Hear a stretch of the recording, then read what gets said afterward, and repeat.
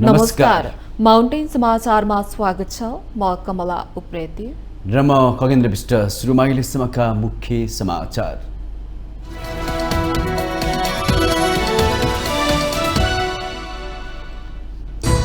विशेष आर्थिक क्षेत्र प्राधिकरणको कार्यकारी निर्देशक छत्रबहादुर कटुवाल नियुक्त। ध्रुवाचार्यलाई राष्ट्रिय खेलकुद परिषदको उपाध्यक्ष बनाउने सरकारको निर्णय। नेकपा एकीकृत समाजवादी र नेता वामदेव गौतमको नेतृत्वमा रहेको एकता अभियानबीच पार्टी एकताको सैद्धान्तिक सहमति। नेपालमा सबैभन्दा आकर्षक अनि बदनाम भन्सार प्रशासन सुधार्ने सरकारको प्रयास। मालदार र बदनाम अड्डाको ट्याग हटाउन प्रविधि मैत्री बनाउनु पर्नेमा सुझाव। मातृभूमि जागरण अभियान सञ्चालन गर्ने भीम रावलको घोषणा। नेकपा एमालेमा स्थान नदिनु केपी ओलीको द्वेष पूर्वाग्रह निषेधात्मक चरित्रको प्रतिबिम्ब भएको टिप्पणी। भूमिहीन दलित सुकुम्बासीलाई 1 वर्षभित्र 1 लाख लाल पूर्जा बाँड्ने। प्रमाणीकरण भएकालाई 3 महिनाभित्र लाल पूर्जा दिने भूमि समस्या समाधान आयोगको तयारी। अमेरिकाको न्यू अर्लिन्समा एउटा ट्रक मानिसको भिडभाडमा घुस्दा 15 जनाको मृत्यु, 35 जनाभन्दा बढी घाइते। चालकले ज्यान लिने उद्देश्यले नै दुर्घटना गराएको प्रहरीको आशंका। र ब्रेन्टफोर्डमाथि 3-1 गोल अन्तरको पुनरागमन जितसँगै आर्सेनल इङ्ग्लिस प्रिमियर लिगमा दोस्रो स्थानमा, अझै पनि शीर्ष स्थानको लिभरपुल भन्दा 6 अङ्कले पछाडि।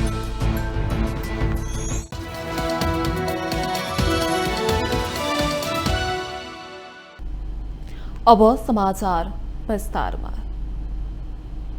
सरकारले विशेष आर्थिक क्षेत्र प्राधिकरणको रिक्त कार्यकारी निर्देशकमा बाजुराका छत्रबहादुर कटुवाललाई नियुक्त गरेको छ। मन्त्री परिषदको निर्णय सार्वजनिक गर्दै संचार तथा सूचना प्रविधि मन्त्री तथा सरकारका प्रवक्ता पृथ्वी सुब्बा गुरुङले विशेष आर्थिक क्षेत्र प्राधिकरणको कार्यकारी निर्देशकमा छत्रबहादुर कटुवाललाई नियुक्त गरेको जानकारी दिनुभएको हो। उहाँले 5 खाल विशेष आर्थिक क्षेत्रलाई सरकारले उपलब्ध गराएको जग्गामा निजी क्षेत्रबाट पूर्वाधार विकास गरेर सार्वजनिक निजी साझेदारी मोडेलमा विकास तथा सञ्चालन गर्न स्वीकृति दिने निर्णय भएको बताउनुभयो। आवश्यक सेवामा हडताल गर्न निषेध गर्ने आदेश जारी गर्ने र यसको नेपाल राजपत्रमा प्रकाशन गर्ने पनि सरकारले निर्णय गरेको छ। प्रहरी प्रधान कार्यालय अपराध अनुसन्धान विभागमा कार्यरत प्रहरी अतिरिक्त महानिरीक्षक टेकबहादुर तामाङलाई काठमाडौँ उपत्यका प्रहरी कार्यालय रानी पोखरी काठमाडौँमा सरुवा गर्ने निर्णय गरेको छ। टेकबहादुर तामाङलाई काठमाडौँ उपत्यका प्रहरी कार्यालय रानी पोखरी काठमाडौँमा सरुवा गर्ने अर्थात् भ्याली इन्चार्ज भयो भन्न खोजे हो।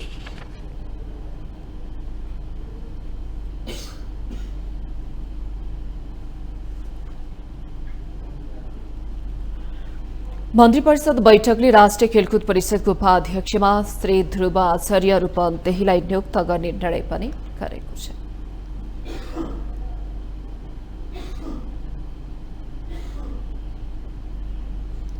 नेकपा समाजवादी र वामदेव गौतमको नेतृत्वको एकता अभियानबीच पार्टी एकताको सैद्धान्तिक सहमति जुटेको छ।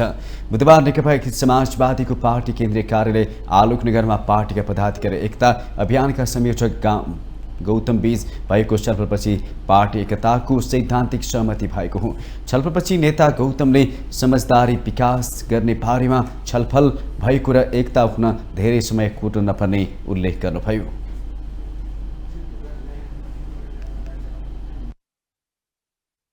माथिल्लो स्तरका नेताहरू कम्युनिस्ट नेताहरू हुन्, अरूसित मेरो सङ्गत छैन। यिनीहरूसित सङ्गत भएको, यिनीहरूसित म बराबरी गरेर काम गर्दै आएको। कम्युनिस्ट पार्टीमा जो कोही पनि गएर सङ्गठित हुनु राम्रो हो, मेरो निम्ति राम्रो। यता बोलाइसकेपछि त्यो चाहिँ सक्यो। समझदारी विकास गर्ने भन्ने भयो। त्यसैभित्र त्यो त एउटा सानो यस्तो पक्ष हो, त्यसलाई खोल्दा बित्तिकै कति धेरै आउँछ कति धेरै आउँछ। त्यो जुन दिन चाहिँ हामीले निर्णय अब चाहिँ यस्तो भयो भनेर घोषणा गर्छौँ, त्यसै दिन तपाईँहरूलाई बताउँछौँ कि हामी यसरी चाहिँ एकता गऱ्यौँ भने छिटै होला। तपाईँहरूले धेरै समय पुर्न नपर्ला। नेकपा यसका उपाध्यक्ष प्रकाश ज्वालाले सैद्धान्तिक वैचारिक विषयमा समेत छलफल भएको बताउनुभयो। उहाँले एकताबद्ध भई अघि बढ्ने बारे सैद्धान्तिक सहमति जुटेको बताउनुभयो। माधव कुमार नेपाल र एकता अभियानका प्रमुख संयोजक कमरेड वामदेव गौतम सहित हाम्रो पार्टीका पदाधिकारीहरू हामी बसेर छलफल गऱ्यौँ। छलफल धेरै विषयमा भयो। जस्तो राजनीतिक सैद्धान्तिक वैचारिक विषयहरूदेखि लिएर अब पार्टीले तय गर्नुपर्ने एजेन्डाहरू जस्तो संविधान संशोधनका विषयमा, भ्रष्टाचारको विरुद्धमा, सुशासनका पक्षमा, जनजीविकाका सवालमा, यी तमाम विषयमा एजेन्डाहरूमा पनि हामीले धेरै छलफल गऱ्यौँ र मूल कुरा भनेको अब पार्टीलाई कसरी गति दिने र पार्टीलाई चाहिँ सशक्त कसरी बनाउने र पार्टीपन्थीलाई चाहिँ मोबिलाइज कसरी गर्ने भन्ने सम्म हामीले छलफल गऱ्यौँ र अन्तिममा अब हामी एकताबद्ध भएर सँगसँगै अगाडि बढ्ने सवालमा पनि हामीले छलफल गऱ्यौँ। उहाँले नेता भीम रावललाई पार्टीमा प्रवेश गराउने बारेमा पनि छलफल भइरहेको बताउनुभयो। भीम रावललाई पार्टीमा स्वागत गर्न तयार रहेको भन्दै उपाध्यक्ष ज्वालाले भीम रावलसँगको छलफल पनि सकारात्मक रूपमा अघि बढिरहेको दावी गर्नुभयो।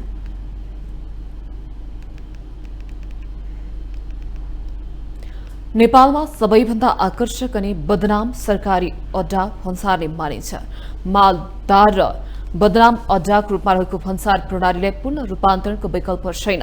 यही प्रयासमा सरकारले भन्सार प्रणालीलाई प्रविधि मैत्री बनाएर लगानी आकर्षित गर्न सरकारले नयाँ भन्सार ऐन ल्याएको छ।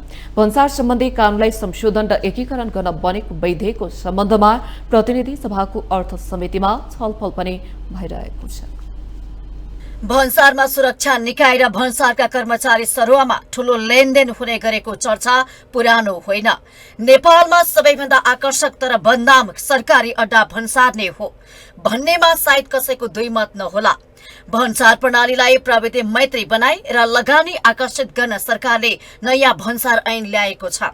उप प्रधानमन्त्री एवं अर्थमन्त्री विष्णु प्रसाद पौडेलले पुरानो भन्सार ऐनलाई प्रविधि मैत्री र लगानी आकर्षित बनाउन धेरै संशोधन गर्नु परेकाले सरकारले नयाँ भन्सार ऐन ल्याउनु परेको भन्छन्। भन्सार ऐनलाई प्रविधि मैत्री र लगानी आकर्षित बनाउन विगतको ऐन धेरै संशोधन गर्नुपर्ने भएकाले नयाँ भन्सार ऐन आवश्यक महसुस गरेको मन्त्री पौडेलको भनाइ छ। भन्सार महसुल सम्बन्धमा छुट्टै भन्सार ऐन 2081 पारित भएर कार्यान्वयनमा आइसकेको छ। तर ऐनमा व्यवस्था भएर दोहोरो रूपमा रहेका कतिपय दफाहरू झिक्ने वा परिमार्जन गर्नुपर्ने आवश्यकता रहेको अर्थमन्त्री पौडेल बताउँछन्। भन्सार महसुल सम्बन्धमा छुट्टै भन्सार महसुल ऐन 2081 पारित भई कार्यान्वयनमा आएको छ। यसबीचमा यो मसौदा प्रक्रियामै रहेको बीचमा यसबीचमा यो चाहिँ भन्सार महसुल ऐन 2081 पारित भएर कार्यान्वयनमा आइसकेको छ र यो प्रस्तुत ऐनमा उक्त महसुल ऐनमा परिसकेका र हाल अर्थ समितिमा विचाराधीन रहेको यो भन्सार विधेयकमा दोहोरो रूपमा रहेका कतिपय दफाहरू छन्। ती दफाहरूलाई झिक्नुपर्ने वा परिमार्जन गर्नुपर्ने पनि आवश्यकता छ। त्यस अर्थमा यो भन्सार ऐनमा समावेश भइसकेका विषयहरू लाई चाहिँ झिक्न वा परिमार्जन गर्नका निम्ति समितिका तर्फबाट सहयोग पुग्नेछ, अनुमति प्राप्त हुनेछ र सहयोग पुग्नेछ भन्ने पनि म आशा गर्न चाहन्छु। पूर्व अर्थमन्त्री डाक्टर प्रकाशन महत पनि भन्सार प्रणालीलाई नयाँ प्रविधि मैत्री बनाउनु पर्ने पक्षमा छन्। भन्सार प्रशासन प्रभावकारी, राजस्व पनि वृद्धि, व्यवसायहरूलाई अनावश्यक भन्सार प्रक्रियाको झमेलामा नपर्ने र भन्सार छलीलाई रोक्ने गरी ऐन बनाउन आवश्यक रहेको डाक्टर महत भन्छन्। भन्सार ऐनलाई अन्तर्राष्ट्रिय रूपमा भन्सार नीति र नियमनमा परिमार्जन भएका नीतिहरू अनुसार भन्सार सम्बन्धी कानून ल्याउनु पर्ने उनको सुझाव छ। यो इन्फर्मेसन टेक्नोलोजीको विकासले गर्दा सकेसम्म त्यो डाइरेक्ट ह्युमन कन्ट्याक्टको जुन हिजोको पद्धति थियो त्यसलाई चाहिँ यो आयात निर्यात गर्दाखेरि पनि त्यो कसरी हामी सुनिश्चित गर्ने, त्यस्तै गरेर चाहिँ यो ह्युमन एररलाई अथवा ह्युमन एरर पनि एउटा हुन्छ, अर्को चाहिँ कुनियत पनि हुन्छ, दुईटै हुनसक्छ, नियत कुनियत पनि हुनसक्छ। त्यो स्वाभाविक हुन सक्ने एररलाई पनि कम गर्ने, त्यो नियत कुनियतलाई पनि त्यो व्यवस्थापन गर्ने का लागि पनि त्यो कन्ट्याक्टलाई चाहिँ कमभन्दा कम हुन सक्ने व्यवस्था कसरी गर्न सक्छौँ भन्ने नै यो चाहिँ भन्सार सम्बन्धी उसको उद्देश्य हो। यद्यपि त्यस बेलामा पनि हुन सक्ने त मैले पनि अझ अरू विज्ञहरूलाई पनि सुझाव लिएर अझ यसमा के स्कोप छ सुधार गर्ने भन्ने कोसिस गरे हो। राष्ट्रिय स्वतन्त्र पार्टीका उपसभापति डाक्टर सोडिम वाग्लेले मालदार र बदनाम अड्डाका रूपमा रहेको भन्सार प्रणालीलाई रूपान्तरण गर्ने गरी भन्सार ऐन ल्याउनु पर्नेमा जोड दिन्छन्। भन्सारमा सुरक्षा निकाय र भन्सारका कर्मचारी सरुवा कार्यमा हुने ठूलो लेनदेन रोक्न ऐन मार्फत चलखेल हुने ठाउँ बन्द गर्न जरुरी रहेको डाक्टर वाग्लेको धारणा छ।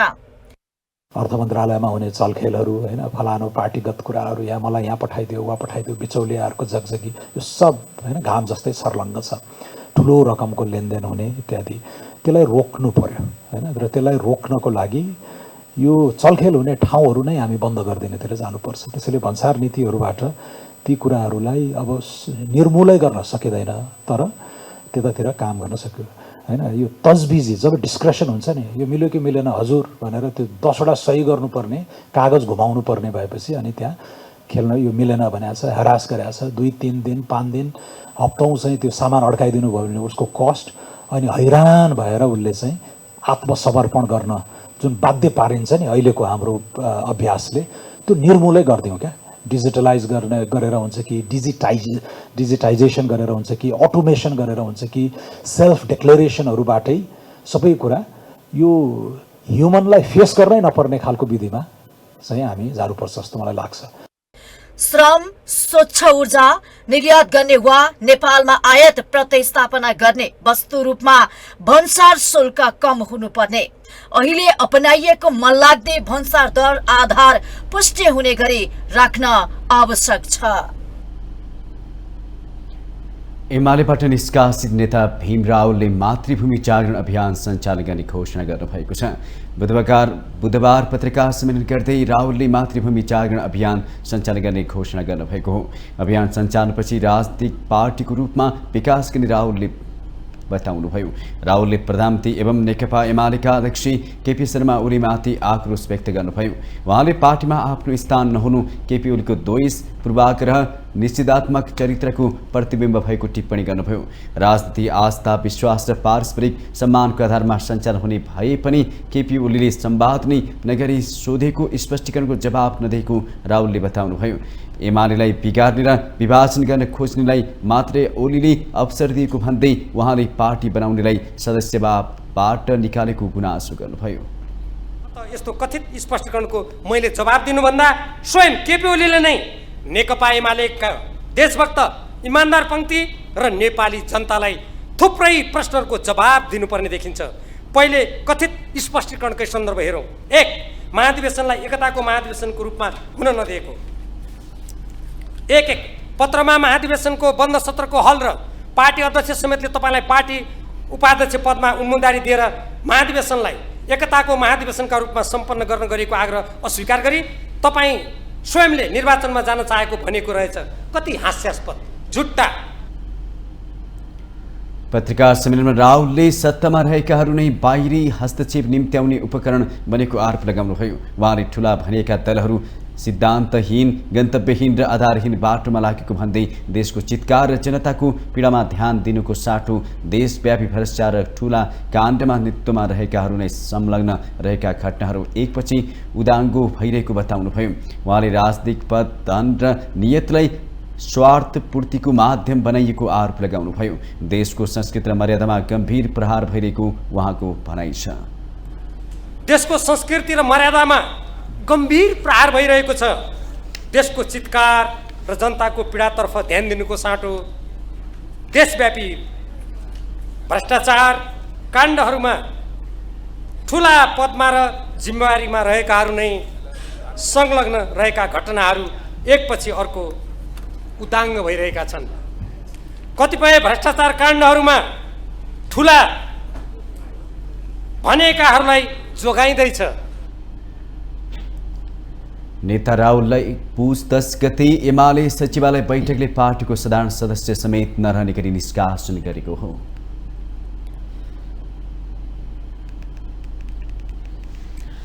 नेकपा एकीकृत समाजवादीका सम्मानित नेता चलनाथ खनालले belt and road initiative BRI परियोजना अन्तर्गत ऋण लिनै हुँदैन भन्नु थोत्रो अवधारणा भएको टिप्पणी गर्नुभएको छ। बुधबार काठमाडौँमा आयोजित एक कार्यक्रममा सम्मानित नेता खनालले BRI परियोजना अन्तर्गत ऋण लिनै हुँदैन भन्नु थोत्रो अवधारणा भएको टिप्पणी गर्नुभएको हो।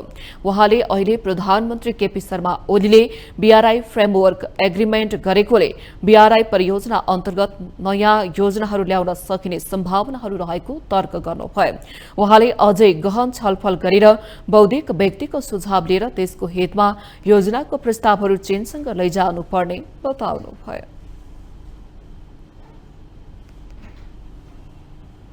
अहिले जुन फ्रेमवर्क बनेको छ त्यो फ्रेमवर्क एग्रिमेन्ट पछि हामीले अनेकन अरू नयाँ योजनाहरू ल्याउन सकिने सम्भावनाहरू हुन्छन् र ती सम्भावनाहरू जो छन् त्यो सम्भावनालाई अलिक कङ्क्रिटली हामीले केलाएर नेपाल सरकारले त्यो ढङ्गले चाहिँ हाम्रो देशका बौद्धिक शक्तिको सुझावहरूलाई समेत लिएर यो देशको राष्ट्रिय हित कसरी हुन सक्छ त्यो राष्ट्रिय हितलाई सर्वोपरि राखेर अनि त्यस्ता योजनाहरूको प्रस्तावहरू लगियो भने त्यसले चाहिँ हामीलाई फाइदा पुर्याउन सक्छ।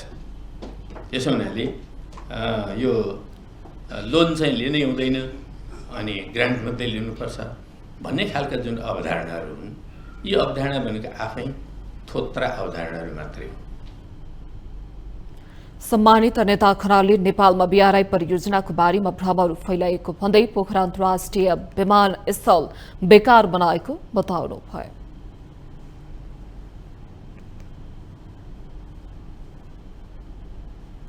माउन्टेन समाचारमा पालो भएको छ विश्रामको।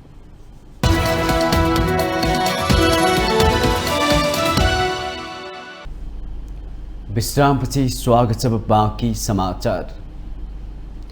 भूमि समस्या समाधान आयोगका अध्यक्ष हरिप्रसाद रिजालले भूमिहीन दलित भूमिहीन सुकुम्बासीलाई आगामी 1 वर्षभित्रमा 1 लाख लाल पूर्जा बाँड्ने आयोगको योजना रहेको बताउनु भएको छ।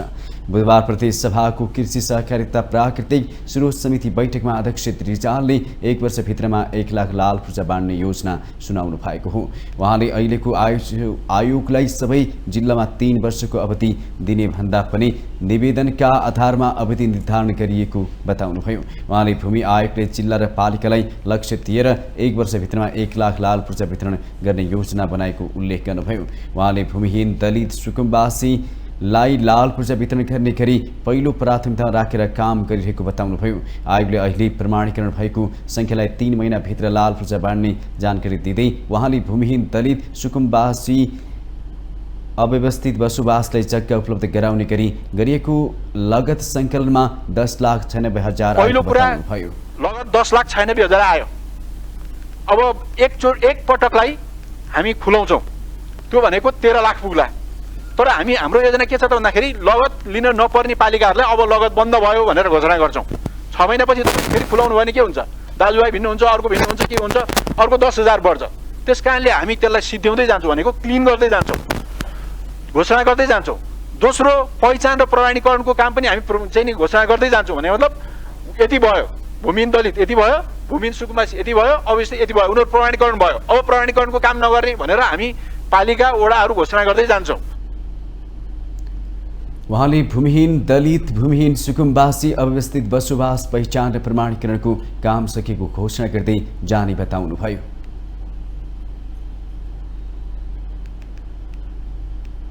पूर्वाधार विकास समितिमा विभिन्न मन्त्रालयसँग जोडिएका आयोजनाहरूको विषयमा 22 वटा उजुरी परेको छ।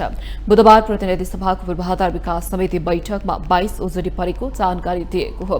समितिमा भौतिक पूर्वाधार तथा यातायात मन्त्रालय अन्तर्गत 8, ऊर्जा जलस्रोत तथा सिंचाई मन्त्रालय अन्तर्गत 3, खानेपानी मन्त्रालय अन्तर्गत 2, शहरी विकास मन्त्रालय 4, रक्षा मन्त्रालय 1 र अन्य 4 गरी 22 उजुरी समितिमा परेको समिति सभापति दीपक बहादुर सिंहले जानकारी गराउनुभयो। समितिमा कतिपय उजुरीहरू दोहोरो वा तेह्रो रूपमा परेका छन्। समितिमा परेका 22 उजुरीको विषयमा सांसदहरूको छलफलबाट समाधानको लागि पहल गर्ने निर्णय भएको सभापति सिंहले बताउनुभयो। हाइड्रोपावर निर्माण प्रसारण लाइनको विषयमा परेका उजुरीको सम्बन्धमा अध्ययन गर्न पूर्व ऊर्जा मन्त्री शक्तिबहादुर बस्नेतको संयोजकत्वमा 5 सदस्यीय उपसमिति गठन गरिएको छ।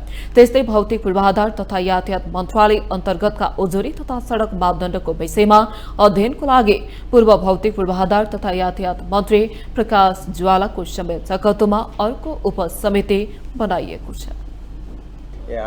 पूर्वाधार यातायातको सम्बन्धमा पनि भद्रगोल तरिकाबाट अहिले सञ्चालन भइराखेको छ। त्यसलाई चाहिँ रोक्नको लागि के छ वास्तविक अवस्था त्यो चाहिँ बुझ्नको लागि पनि एउटा उपसमिति प्रकाश ज्वाला पूर्व मन्त्रीज्यूको संयोजकमा हामीले गरेका छौँ। मापदण्ड हचुवाको भरमा मन्त्री पिच्छेको भरमा चाहिँ तोकिएको छ, त्यो गलत हो। पुरानो मापदण्ड के छ त्यसको कलेक्सन गर्ने, कुन आधारबाट गरेको छ, कहीँ 30 मिटर, कहीँ 32 मिटर, कहीँ 15 मिटर, कहीँ 9 मिटर भनिकन भनेको त्यो गर्नु भएन। यदि जनताको जग्गा सरकारले बाटो बनाउनको लागि लिने हो भनेदेखि घरको र जग्गाको उचित मूल्याङ्कन र क्षतिपूर्ति दिनुपर्छ भन्ने समितिको मूल्य र मान्यता छ। उहाँले भौतिक पूर्वाधार तथा यातायात मन्त्रालयले मन्त्री पेचे हचुवाको भरमा सडक मापदण्ड तोक्नु गलत भएको बताउनुभयो। कुन मापदण्ड र नियम अनुसार तोकिएको भन्ने विषय समितिलाई जानकारी दिन पनि उहाँले निर्देशन दिनुभयो।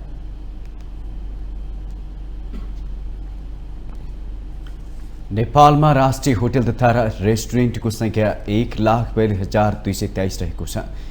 बुधबार राष्ट्रिय तथ्याङ्क कार्यालयले काठमाडौँमा पत्रकार सम्मेलन गरी राष्ट्रिय होटल तथा रेस्टुरेन्ट संख्या देशभर 1,42,223 रहेको जनाएको हो। आर्थिक वर्ष 2079-80 भित्र तथ्याङ्क कार्यालयले गरेको सर्वेक्षणमा आवास तथा भोजन सेवा प्रदान गर्ने होटल तथा रेस्टुरेन्टको यो संख्या रहेको हो।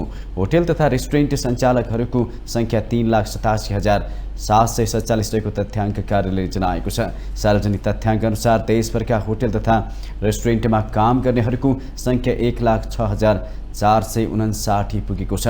कामदारहरूको लागि तलब ज्याला र सुविधामा करिब 20 अर्ब 61 करोड 50 लाख खर्च हुने गरेको तथ्याङ्कले देखाएको छ।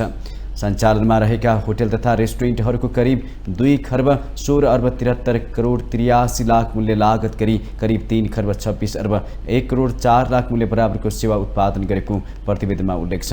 होटल तथा रेस्टुरेन्टले नेपालको अर्थतन्त्रमा करिब 1 खर्ब 9 अर्ब 27 करोड 1 लाख बराबरको मूल्य अभिवृद्धि गरेको छ। देशभर सञ्चालनमा रहेका होटल तथा रेस्टुरेन्ट करिब 5 खर्ब 43 अर्ब 25 करोड 82 लाख मूल्य बराबरको स्थायी सम्पत्ति रहेको तथ्याङ्क छ। सेक्टरमा कम कमान्ड छ, कोही मूल्य तथ्याङ्क हुनुहुन्छ, कोही सर्वेमा हुनुहोला, कोही लेबर फोर्समा विभिन्न खालको हुनुहुन्छ। तपाईँ सबै उस्तै हुनुहुन्छ, आफ्नो विधामा कमजोर छैन। त्यो मध्ये पनि छान्दाखेरि तपाईँ नपरे मात्रै हो। फेरि मिलाउनु पर्यो, क्षेत्र वर्ग सबै मिलाउँदाखेरि सबैजना उस्तैमा बिचमा छान्दाखेरि गाह्रो हुन्छ। छान्नेले साथीहरूलाई सायद निकै गाह्रो भयो होला। त्यसले गाह्रो हुन्छ भने तिनटै महासभापतिलाई राखेको थिएँ मैले, किन तिनटै बसिसकेपछि कमसेकम बास नहोस्। एक पछि राख्दा त एकजना छुट्ला भने डर। तर कोही कमजोर देखाएको छैन, मैले कमजोर भनेको होइन, सबै छ। हायर जवाफमा आफैले दिनुभएकोमा मैले यो फर्स्ट सेकेन्ड तपाईँ भन्नु पर्ने। होटल तथा रेस्टुरेन्टमध्ये करिब 28.4% वित्तीय संस्थाहरूसँग ऋण लिएको देखिएको र 71.6% प्रतिष्ठानहरूको ऋण नभएको देखिएको उहाँले बताउनुभयो। सरकारले 5औं संस्करणको राष्ट्रिय श्रम तथा रोजगार सम्मेलन 2081 गर्नु भएको छ। बुधबार श्रम रोजगार तथा सामाजिक सुरक्षा मन्त्रालयले पत्रकार सम्मेलनको आयोजना गर्दै 5औं संस्करणको राष्ट्रिय श्रम तथा रोजगार सम्मेलन आगामी फागुन 16 र 17 गते काठमाडौँमा आयोजना गर्न लागेको जानकारी दिएको हो। वैदेशिक रोजगारको क्षेत्रमा देखिएका चुनौतीहरूको विश्लेषण गरी आगामी नीतिगत र कानूनी परिमार्जनको लागि सुझाव लिने सम्मेलनको मुख्य उद्देश्य रहेको मन्त्रालयले जनाएको छ। अहिले नेपालको श्रम रोजगार क्षेत्रमा संकोचन आएकोले यसको समाधानको लागि सम्मेलनले महत्वपूर्ण भूमिका खेल्ने श्रम मन्त्रालयका सहसचिव डन्डुराज घिमिरेको विश्वास छ। उहाँले उत्पादन तथा उत्पादकत्वको क्षेत्रमा लगानी न्यून हुँदा मुलुकको अर्थतन्त्र भन्सारमा आधारित बनेको बताउनुभयो। समग्र कृषि र उद्योगमा लगानी प्रवर्धन उत्पादन न्यून हुनु मुलुकको अर्थतन्त्रको लागि राम्रो संकेत नभएको सहसचिव घिमिरेको भनाइ छ।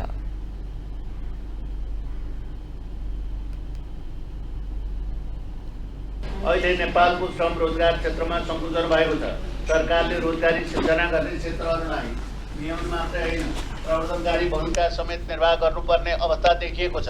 उद्योग र प्रतिष्ठानको भूमिका र यसको लागि सम्पूर्ण आपूर्ति श्रृङ्खलामा समेत रोजगारीको विषयलाई हामीले छलफल गर्नुपर्ने देखिएको छ।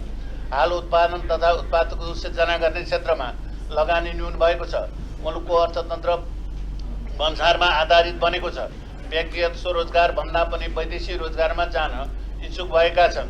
उत्पादन र उत्पादको अभिवृद्धि भन्दा पनि वस्तुको आयातमा हाम्रो अर्थतन्त्र घुमेको छ। समग्र कृषि र उद्योगमा लगानी र प्रवर्धन उत्पादन न्यून हुनु मुलुकको अर्थतन्त्रका लागि राम्रो मानिँदैन। यसमा रूपान्तरण अनिवार्य देखिएको छ। सम्मेलनमा तीनै तहका सरकार, निजी क्षेत्र, ट्रेड युनियन, श्रम तथा रोजगार विषयसँग सम्बन्धित यस सम्मेलनले विगतमा भएका निर्णयहरूलाई कार्यान्वयन गर्न सहज वातावरण सिर्जना गर्ने सरकारको विश्वास छ। तनहुको आँखु खैरेनी गाउँपालिकाको मार्की चोकमा ग्यास इन्सुलेटेड प्रणाली GIS प्रविधिमा आधारित 220/132 केबी सबस्टेसन सञ्चालनमा ल्याइएको छ। मरसक्दी काठमाडौँ 220 केबी प्रसारण लाइन आयोजना अन्तर्गत बनाइएको मार्की चोक सबस्टेसनमा विद्युत प्रवाह गरी सञ्चालन गरिएको हो। मरसक्दी नदी जलाधार क्षेत्रका जलविद्युत आयोजनाको बिजुली काठमाडौँ उपत्यकामा ल्याउन मार्की चोक सबस्टेसनबाट काठमाडौँसम्मको मरसक्दी काठमाडौँ 220 केबी डबल सर्किट प्रसारण लाइनलाई पनि 220 केबीमा चार्ज गरी सञ्चालनमा ल्याइएको हो। 82 किलोमिटर यो प्रसारण लाइनलाई 2079 असार 7 गते 132 केबीमा चार्ज गरी चलाइएको हो। मरसक्दी नदी जलाधार क्षेत्रका जलविद्युत आयोजनाहरूको बिजुली काठमाडौँ उपत्यकामा आपूर्ति गर्न र देशभित्रको एकीकृत विद्युत प्रणालीलाई सुदृढ बनाउन मार्की चोक तथा काठमाडौँको मातातीर्थमा 220/132 केबी सबस्टेसन निर्माण गरिएको हो। मातातीर्थ सबस्टेसन गएको वैशाखदेखि सञ्चालनमा आइसकेको छ। दुवै सबस्टेसनमा 160 MVA क्षमताका दुई पावर ट्रान्सफर्मर राखिएका छन्। दुवै सबस्टेसनको क्षमता 320 MVA छ। नेपाल विद्युत प्राधिकरणले मार्की चोक सबस्टेसन सञ्चालनमा आएसँगै मरसक्दी नदी करिडोरका जलविद्युत आयोजनाहरूको बिजुली काठमाडौँ उपत्यकामा ल्याउन पूर्वाधार संरचना बनेको जनाएको छ। यसबाट देशको एकीकृत विद्युत प्रणालीको भोल्टेज सुधार भई बिजुली थप पर्याप्त भरपर्दो र गुणस्तरीय हुने प्राधिकरणको विश्वास छ। निर्माणाधीन मार्की चोक भरतपुर खण्ड सम्पन्न भएपछि बिजुली भरतपुरतर्फ पनि पठाउन सकिनेछ। मार्की चोक भरतपुर खण्ड आउँदो जेठभित्र बनाइसक्ने लक्ष्यका साथ काम भइरहेको बताइएको छ।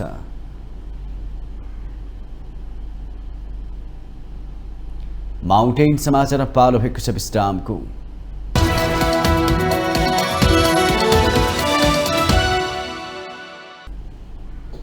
विश्रामपछि स्वागत छ। अब बाँकी समाचार। संघीय संसद प्रतिनिधि सभाका नवनियुक्त सचिव हर्कराज राईले पद तथा गोपनीयताको शपथ लिनु भएको छ। नवनियुक्त सचिव राईले बुधबार सभामुख देवराज घिमिरे समक्ष पद तथा गोपनीयताको शपथ लिनु भएको हो। संसदको कृषि सहकारी तथा प्राकृतिक स्रोत समितिको बैठक कक्षमा आयोजित शपथ कार्यक्रममा उपसभामुख इन्दिरा राणा, संघीय संसदका महासचिव पद्मप्रसाद पाण्डेय, सत्तारूढ तथा प्रतिपक्षी दलका प्रमुख र मुख्य सचेतक, सांसद, संसदका कर्मचारी लगायतको उपस्थिति थियो। सभामुखको सिफारिसमा राष्ट्रपति रामचन्द्र पौडेलले मंगलबार झापाको शिव शताक्षी नगरपालिका 2 निवासी राईलाई प्रतिनिधि सभाको सचिवमा नियुक्त गर्नुभएको हो। नवनियुक्त सचिव राई लामो समय शैक्षिक पेशामा आबद्ध रहनुका साथै विभिन्न सरकारी तथा गैर सरकारी संस्थामा प्रशिक्षकको रूपमा काम गर्दै आउनु भएको थियो।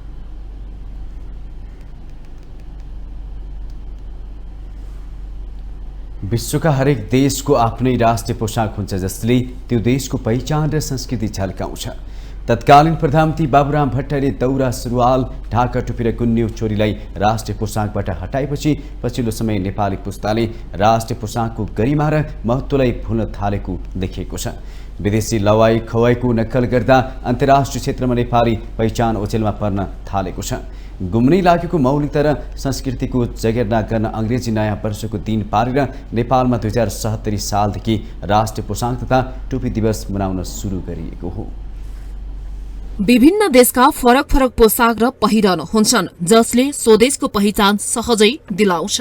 नेपालको पनि राष्ट्रिय पोसाक भन्ने बित्तिकै दौरा सुरुवाल गुन्यौचोली भन्ने याद सबैलाई आउँछ। तर नेपाली राष्ट्रिय पोसाकको बारे बेला बखत विभिन्न टीका टिप्पणी सृजना हुने गरे। तसर्थ नेपालमा राष्ट्रिय पोसाक बारे के कस्ता तथ्यहरू रहेका छन् भने हामीले इतिहासका पाना पल्टाएका छौं। संस्कृत भाषामा टोप भन्नाले स्तूप अथवा शिरमा लगाउने वरिपरि जालीदार घेरा भएको शिर छोप्न, शोभा बढाउन वा बचाउ गर्न सिलाइएको पहिरनलाई बुझाउँछ। यसरी टोपबाट नै टोपी शब्द आएको कथन छ। टोपलाई सम्मान र प्यारो वस्तुको रूपमा भन्दा टोपी भएको हुन सक्ने मानिन्छ।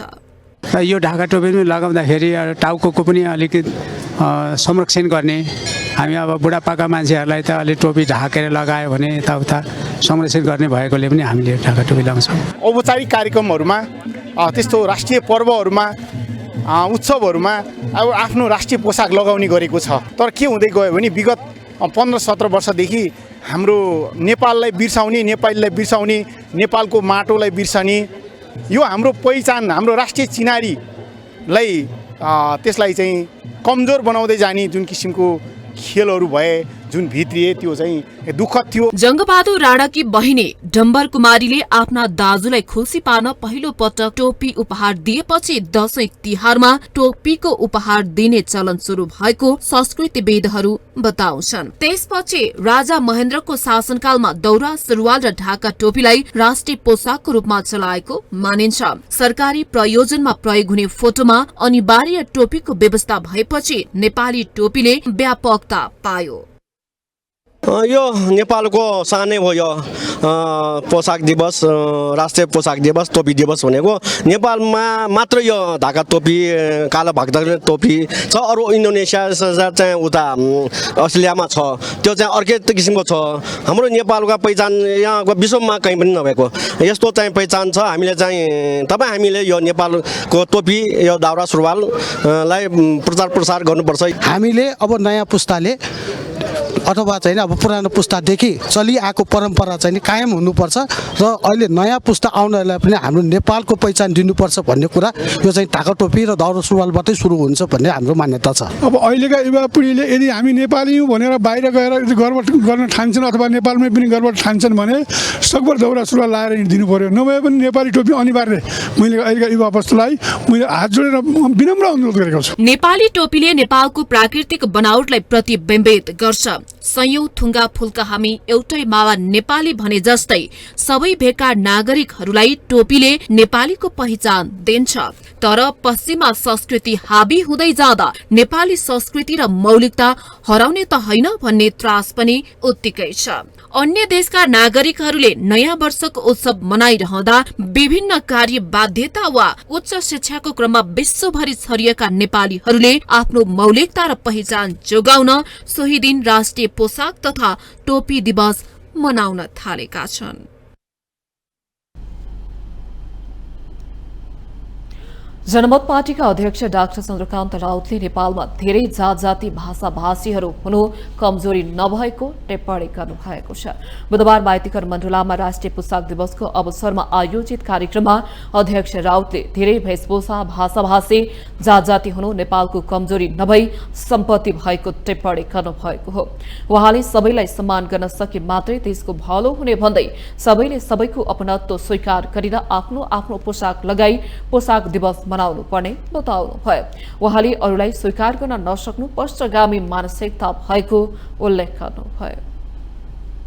एकदम विविधतापूर्ण देश हो। यहाँ चाहिँ अनेकौं जात जातिहरू, भाषा भाषीहरू, वेशभूषा भएकाहरू मान्छेहरू छन्। र हाम्रो लागि त्यो चाहिँ कमजोरी होइन कि, त्यो हाम्रो लागि चाहिँ एकदम सम्पत्ति हो। धेरै भाषा होइन, सभासै नै भाषाहरू छन्, सभासै नै जात जातिहरू चाहिँ त्यो चाहिँ हाम्रो लागि एउटा ठुलो सम्पत्ति हो। र त्यो सबैको लागि हामीले सम्मान गर्नुपर्छ। त्यही आशयले आज चाहिँ हामी राष्ट्रिय पोसाक दिवस मनाउँदैछौँ। हामीले चाहिँ नेपालमा के भयो भन्दाखेरि हामीले एउटा लामो समय चाहिँ एकल भाषा भाषी लादने चेष्टा गरियो। त्यसको विरुद्धमा एउटा लामै सङ्घर्ष रह्यो। राष्ट्रिय धोती दिवसको अवसरमा बुधबार मधेसी समुदायका नागरिकहरू धोती लगाएर माइतीघर मण्डलामा प्रदर्शन गरेका हुन्। उनीहरूले धोती हाम्रो स्थान हो, मधेसीको पहिचान हो, धोती हाम्रो राष्ट्रिय पोसाक हो लगायतका प्लेकार्ड सहित प्रदर्शन गरेका थिए।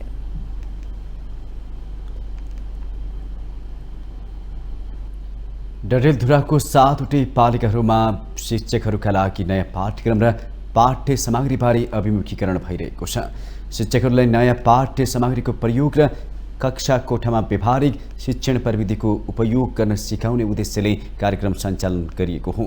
नयाँ पाठ्यक्रमले विद्यार्थीलाई व्यावहारिक ज्ञान र जीवन उपयोगी सिप सिक्नको लागि प्रेरित गर्ने विश्वास गरिएको छ। जिल्ला शिक्षा विकास तथा समन्वयन इकाइ डडेलधुराले स्थानीय तहको सहकार्यमा शिक्षकलाई नयाँ पाठ्यक्रम र पाठ्य सामग्री बारे अभिमुखीकरण गराइरहेको छ। जिल्ला शिक्षा विकास तथा समन्वयन इकाइ डडेलधुराले जिल्लाका 7वटै स्थानीय तहमा नयाँ पाठ्यक्रम कार्यान्वयन गर्ने उद्देश्यले शिक्षकलाई सहजीकरण गर्न कार्यक्रम सञ्चालन गरेको हो। सहजीकरणले शिक्षकलाई नयाँ पाठ्य सामग्रीको प्रयोग र कक्षा कोठामा व्यावहारिक शिक्षण प्रविधिको उपयोग गर्न सिकाउने लक्ष्य राखेको छ। शिक्षकहरूलाई सहजीकरण गर्ने उद्देश्यले जिल्ला शिक्षा विकास तथा समन्वय इकाइ डडेलधुराले कार्यक्रम सञ्चालन गरेकाले थोरै भए पनि शिक्षकहरूलाई सहज भएको कार्यक्रममा सहभागीहरूको भनाइ छ। अलिकति भए पनि अब आउँदै गरेको वार्षिक परीक्षाको लागि हाम्रो यो मूल्याङ्कन, आन्तरिक मूल्याङ्कन अनि बाह्य मूल्याङ्कनको लागि अलिकति भए पनि पुनर्ताजगी भएको छ। हाम्रो यो शैक्षिक सत्रको 2020मा र हाम्रा धेरै पुराना सरहरू पनि हुनुहुन्छ, हाम्रा एकदम आदरणीय सरहरू हुनुहुन्छ, अनुभवी सरहरू हुनुहुन्छ। उहाँहरूकै अनुभव पनि हामी चाहिँ अलि नयाँ आउने पिँढीकाहरू लागि पनि हाम्रो यस्तो अवस्था छ कि यो शैक्षिक क्षेत्रमा भने शिक्षकहरू राम्रो गुणस्तर दिनुहोस्, आइसिटीसँग जोडिनुहोस् भन्ने अवस्था छ। तर आइसिटीमा कसरी जोडिने त, त्यसको लागि त तालिमको पनि व्यवस्था हुनु पर्ला नि। अनि यसमा पनि सम्बन्धित निकायले, सरोकारवाला निकायले ध्यान दिनुहोला। फेरि पनि हामी चाहिँ हाम्रो तवरबाट शैक्षिक गुणस्तर सुधारका लागि हजुरहरूसँग हातमा हात साथमा साथ मिलाएर अगाडि बढ्नेछौँ। र अलिकति समय हामीलाई पुगेन, किनभने हामी अब के गर्ने भन्ने कुरा सबै कुराहरू विस्तृत मूल्याङ्कनसँगै गर्नुपर्ने, अनि त्यसपछि पाठ्यक्रमको बारेमा चाहिँ तुलना गर्नुपर्ने, पुरानो पाठ्यक्रम नयाँ पाठ्यक्रम विषयमा चाहिँ तुलना गर्नुपर्ने यी कुराहरू, र त्योसँग चाहिँ मूल्याङ्कनका कुराहरू, उच्च दक्षताका प्रश्नहरू निर्माणका कुराहरू, यी सबै विषयमा हामीले अलिकति ज्ञान लिनु आवश्यक थियो। र यसमा अलिकति हामी त्यति धेरै रूपमा चाहिँ हामी सन्तुष्ट त हुन सकेनौँ। तर पनि यो कार्यक्रम जुन आयोजना भएको छ एउटा भेटघाटकै कार्यक्रम र सामान्य एउटा पुनर्ताजगी कार्यक्रम भएको छ। केही हदसम्म हामीले थुप्रै ज्ञानहरू लिएका छौँ र यसलाई हामी सकेसम्म हजुरहरूसँग सहकार्य गरेर र परेका समस्याहरूलाई हजुरहरूबाट सम्पर्कमा रहेर आफ्ना चाहिँ समस्याहरू समाधान गर्नेतिर पनि हामी जानेछौँ भन्ने हामीले आशा लिएका छौँ।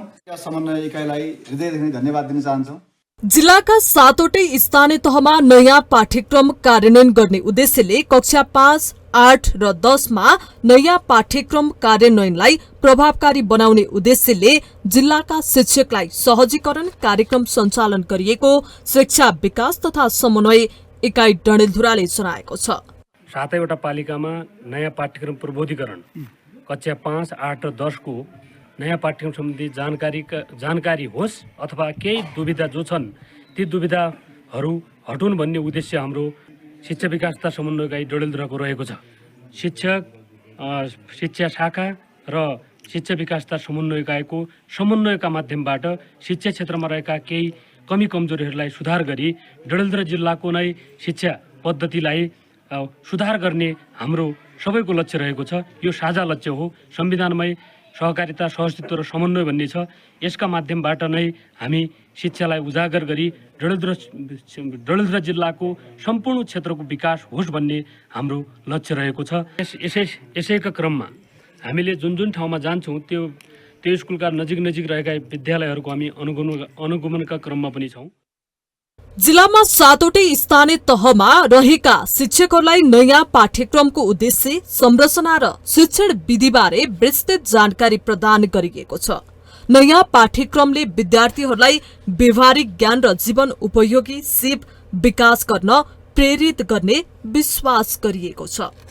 नयाँ पाठ्यक्रम 5, 8 र 10 को नयाँ पाठ्यक्रम प्रबोधीकरण कार्यक्रममा 7वटै जिल्लाको पालिकामा यसरी उपस्थित भएका छौँ र मेन उद्देश्य भनेको नयाँ पाठ्यक्रमलाई कसरी रियल क्लाससम्म त्यो अवगत गराउने र त्योबाट सिकाइ उपलब्धि भए अनि कक्षाको सक्षमता के कस्तो छ र सक्षमताका आधारमा विद्यार्थीको सिकाइ मूल्याङ्कन कसरी गर्ने, ग्रिड सम्बन्धीको क्वेसन पेपर बनाउने कसरी भन्ने इन्ट्र्याक्सन विज्ञ सरहरू र सम्पूर्ण सरहरूको एकमुष्ट आबद्धतामा त्यो हामी कन्क्लुजनमा आउने हाम्रो यो योजना भएकोले यसै क्रममा हामी पालिकाको सम्पूर्ण विद्यालयमा यसो अनुगमनको अवसर पनि जुटेको छ।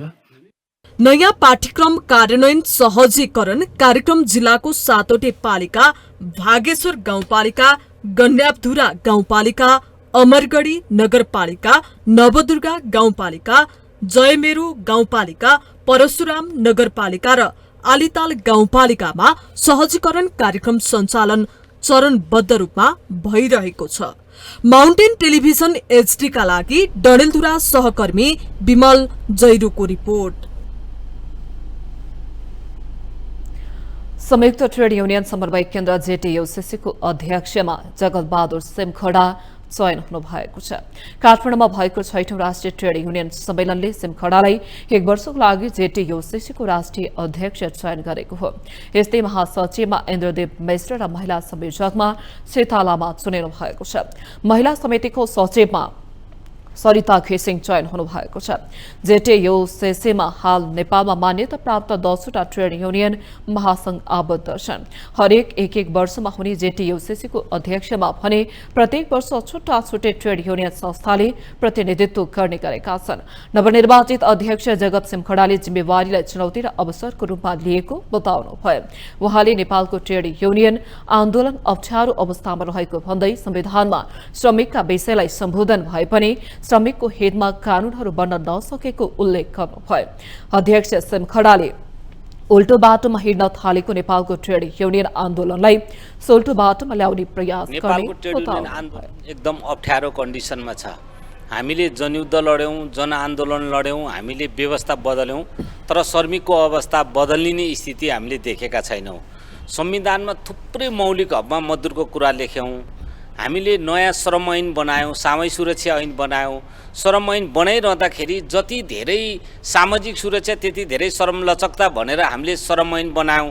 तर श्रम ऐनभित्र श्रम लचकताको नाउँमा यस्ता दफाहरू परे जो मजदुरलाई निष्कासन गर्न सक्ने, जगेडामा राख्ने, सरुवा गर्न सक्ने, सिधै चाहिँ स्थायी प्रकृतिको जबलाई अहिले कटौती गर्दै अस्थायी प्रकृतिमा चाहिँ जबहरू परिणत भइरहेछन्। जो दफा 58 भन्छौँ हामी अमानवीय चाहिँ आउटसोर्स जो ठेकेदारी प्रथा अहिले मौलाउँदै गएको छ।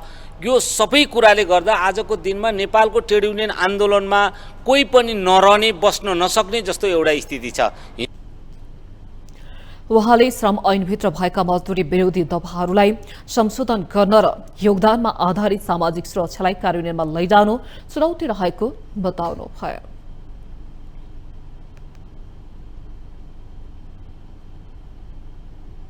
हामीसँग आर्थिक अन्तर्राष्ट्रिय र खेल समाचार बाँकी नै छन्। माउन्टेन समाचारमा पालो भएको छ पुनः विश्रामको।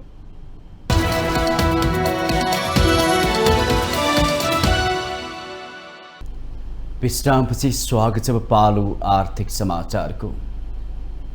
आर्थिक समाचारको साथमा NIC एशिया बैंक पनि साथी पनि राम्रो पनि हाम्रो पनि।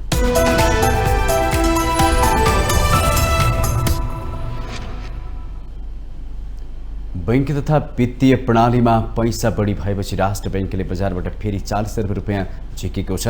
तरलता व्यवस्थापनका लागि निक्षेप सङ्कलन उपकरण मार्फत राष्ट्र बैंकले 21 दिनका लागि 40 अर्ब रुपियाँ झिकेको हो। निक्षेप सङ्कलन खरिदका लागि अनलाइन बोल कबुल गर्न राष्ट्र बैंकले बैंक तथा वित्तीय संस्थालाई आह्वान गरेको छ। घटीमा 10 करोड र बढीमा 5 करोड रुपियाँले भाग गर्दा निशेष भाग जाने गरी बोल कबुल गर्न सकिने राष्ट्र बैंकको सूचनामा उल्लेख छ। निक्षेप सङ्कलन उपकरणको बोल कबुलमा क, ख र ग वर्गका बैंक तथा वित्तीय संस्था मात्र सहभागी हुन पाउनेछन्। यसरी खरिद गरेको निक्षेप सङ्कलन उपकरण अन्य बैंक तथा वित्तीय संस्थामा धितोका रूपमा प्रयोग गर्न सकिने पनि राष्ट्र बैंकको सूचनामा उल्लेख छ। पछिल्ला साताहरूमा हरेक दिन जसो राष्ट्र बैंकले बजारबाट पैसा झिक्दै आएको छ। वित्तीय प्रणालीमा पैसा धेरै भएकै कारण ब्याज दर निकै तरल तल नझरोस् भन्नकै लागि राष्ट्र बैंकले केही दिनको अन्तरमा बजारबाट पैसा झिक्दै आइरहेको छ। अन्तर्बैङ्क दर 3% भन्दा तल झरेपछि फेरि बजारबाट पैसा झिक्न लागेको राष्ट्र बैंकले जनाएको छ।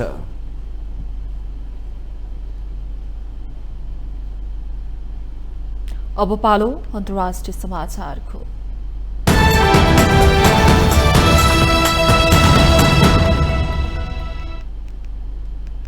अमेरिकाको न्यू अर्लिन्समा एउटा ट्रक मानिसको भिडभाडमा खोज्दा 15 जनाको ज्यान गएको छ। 35 जनाभन्दा धेरै घाइते भएका छन्। न्यू अर्लिन्सको बर्बन स्ट्रेटमा नयाँ वर्ष मनाउनेहरूको भिडभाड भएको बेला चालकले जबरजस्ती ट्रक छिराएर मानिसहरूलाई केच्दै अघि बढाएको अन्तर्राष्ट्रिय सञ्चार माध्यमहरूले जनाएका छन्।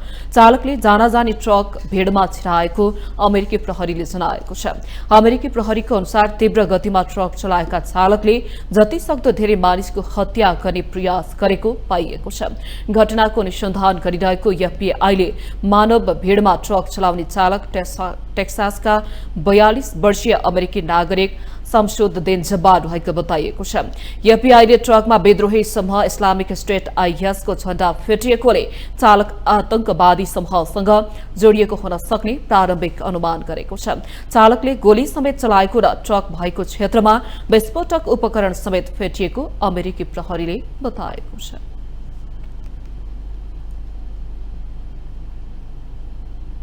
अब पालो खेल समाचारको।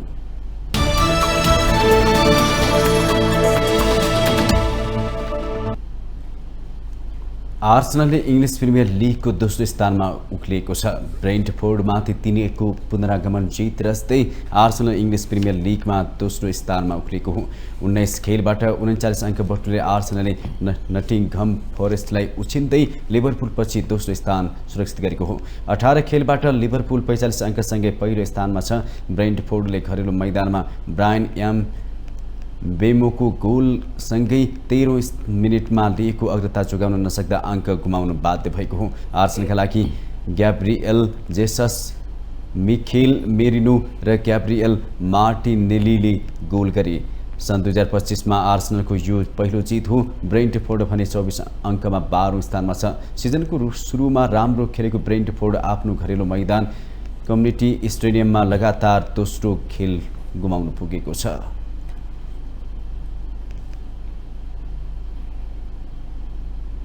यससँगै हामी माउन्टेन समाचारको अन्त्यमा आइपुगेका छौं। जाँदा जाँदै मुख्य समाचार पुनः एकपटक।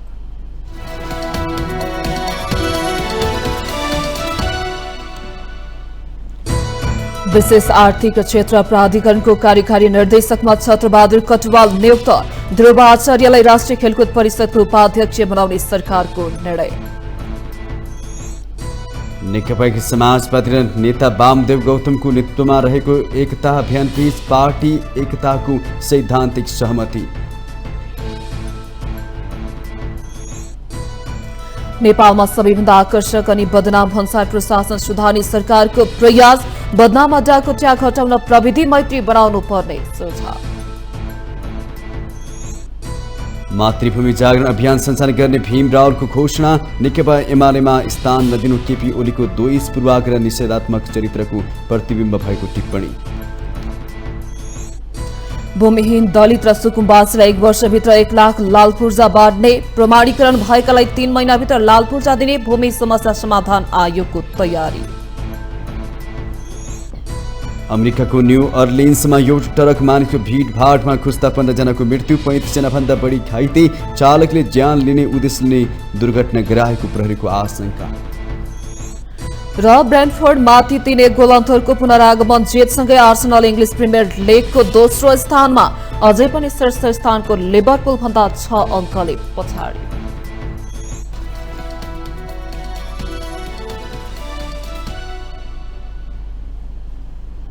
माउन्टेन समाचार अहिलेलाई सकियो। सत्य, तथ्य र निष्पक्ष समाचारका लागि माउन्टेन टेलिभिजन HD हेर्दै रहनुहोला। नमस्कार।